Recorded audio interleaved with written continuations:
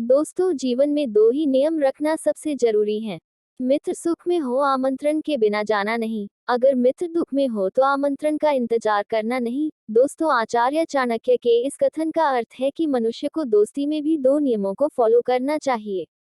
ये दो नियम बहुत अहम हैं क्योंकि ये दोस्ती के उस पहलू की ओर इशारा करते हैं जो अक्सर लोग इग्नोर कर देते हैं।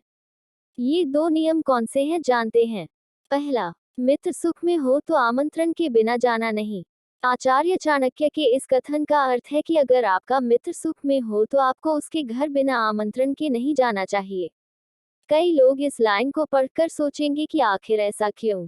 दरअसल, सुख में कई बार इंसान ये चाहता है कि वो और उसका परिवार अकेले ही इसे एंजॉय करें। किसी का भी आना जाना सामने वाले की आंखों में खटक सकता है, खासतौर पर जब उसके पास वो सारी सुख सुविधाएं हो जो आपके पास ना हो।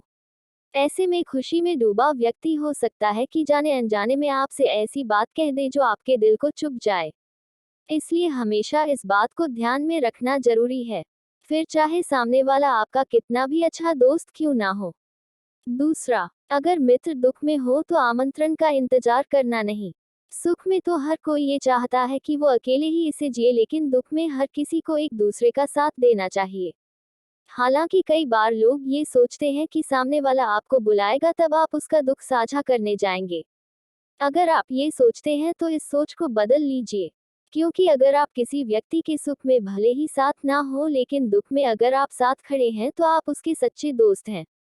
ऐसा इसलिए क्योंकि बुरा वक्त आते ही ज्यादातर लोग इस दुनिया में एक दूसरे का साथ छोड़ देते हैं, लेकिन जो बुरे वक्त में आपका साथ दे वही आपका अच्छा और सच्चा दोस्त कहलाता है।